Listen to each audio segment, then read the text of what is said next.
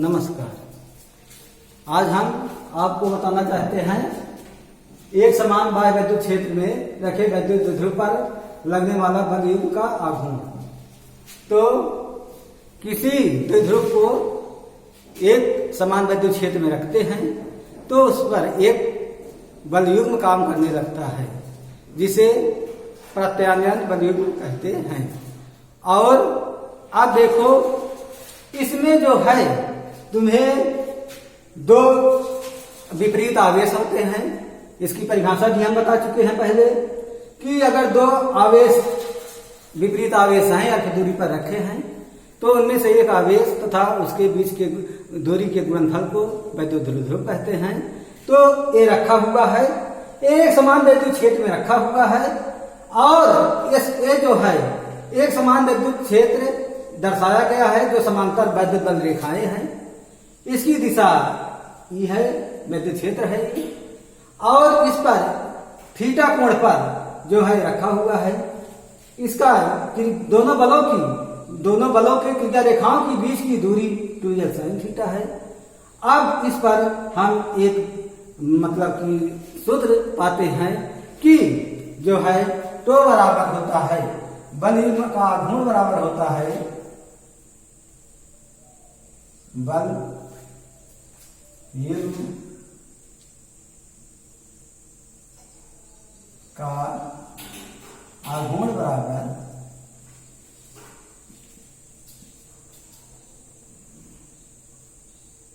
एक बल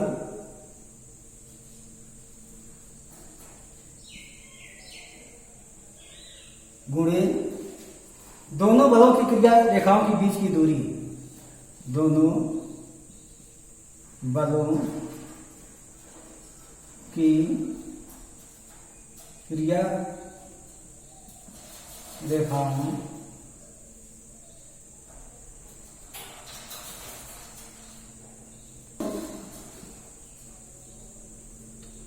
बलों के बीच की क्रिया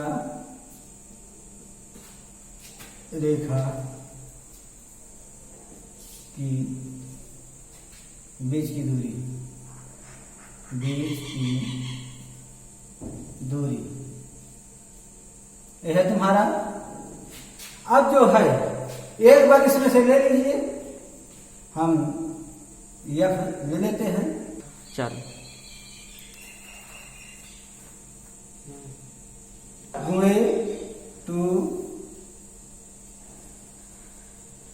2l sin theta, 2l sin theta यह हुआ। अब जो है ये तुम्हारा एक बल लग रहा है, उनके बीच की क्रिया रेखा के बीच की दूरी 2l है sin थीटा है। अब जो है इसमें तुम्हारा यह बराबर लगता है बल जो है QE, यह बराबर होता है QE। तो यहां पर हम यह की जगह लिख देते हैं QE गुणे 2l sin थीटा।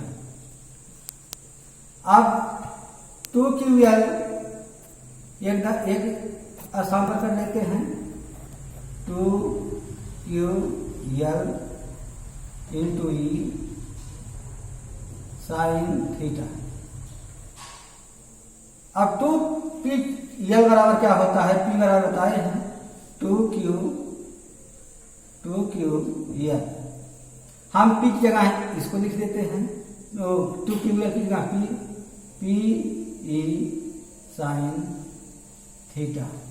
ये तुम्हारा इसे तो से इंगित करते हैं, तो ये है तुम्हारा। हम इसे वेक्टर के रूप में क्या लिख सकते हैं, वेक्टर के रूप में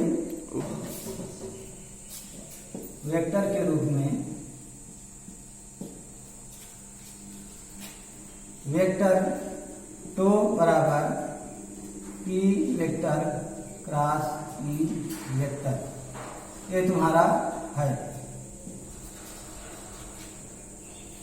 अब जो है इतना हुआ तुम्हारा।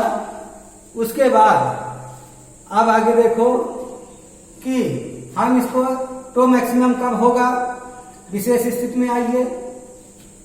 विशेष स्थितियां,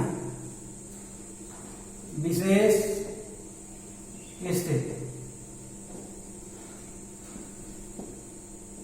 बराबर चल रहे जब थीटा बराबर 0, जब थीटा बराबर 0 हुआ तो हम जानते हैं तो बराबर क्या होता है, पी साइन थीटा। तो थीटा बराबर 0, तो यहां पर 0 रख देंगे, तो बराबर पी साइन 0। साइन 0 का मान 0 होता है, साइन 0 बराबर 0 ये होता है। तो बराबर तुम्हारा 0 हो गया। तो मतलब कोई का जब ये जो है अगर इसको हम समांतर रख दे, ये जो थीटा कोण पर झुका हुआ है इसको थीटा कोण पर झुका करके ना इसी के समांतर वैद्युत क्षेत्र के समांतर रख दे वैद्युत ध्रुव को, तो कोई बल नहीं लगेगा। इसलिए थीटा मतलब तो बराबर तुम्हारा 0 हो गया। दूसरी स्थिति है, दूसरी स्थिति में क्या है, तो मैक्सिमम कब होगा, बल युग्म का आघूर्ण मैक्सिमम कब होगा। देखो तो थीटा बराबर जब 90, जब थीटा बराबर 90 तब तो बराबर पीई साइन थीटा 90। साइन 90 का मान 1 होता है, साइन 90 बराबर 1। इसलिए तो मैक्सिमम या मैक्सिमम लिख सकते हो, तो मैक्सिमम बराबर पीई गुणे 1, तो मैक्सिमम बराबर पीई। तो पी बराबर तो मैक्सिमम बटे ई, ये तुम्हारा हुआ।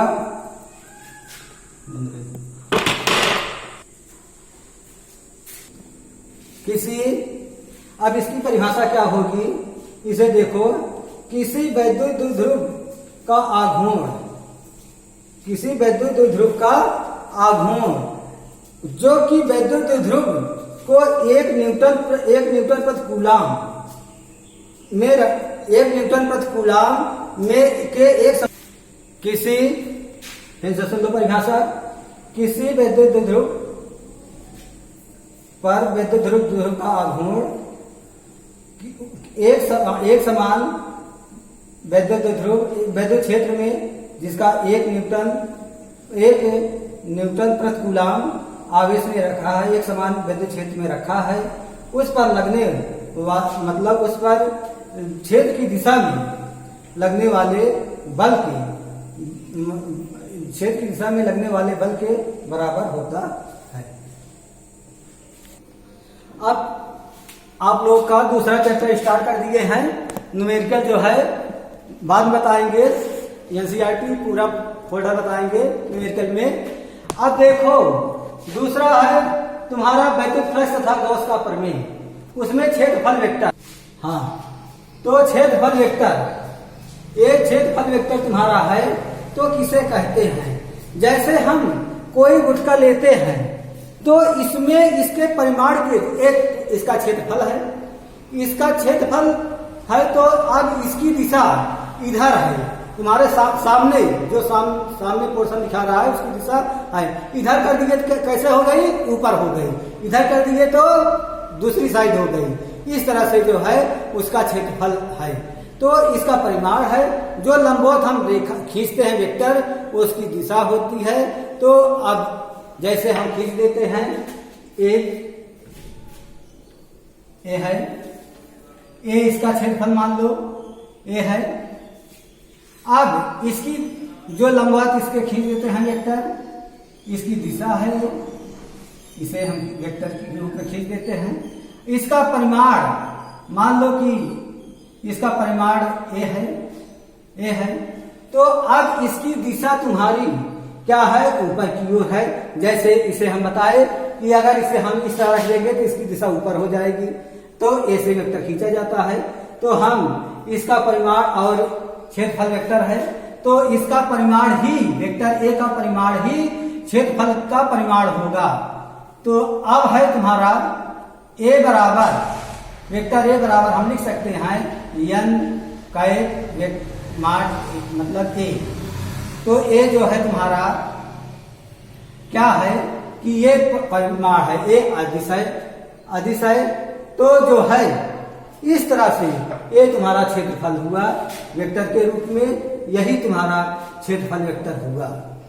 और ए जो मतलब कि ए एकांक वेक्टर है, n जहां n कैप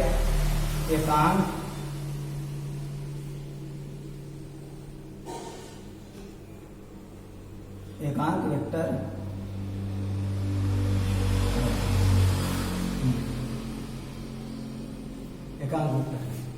बस।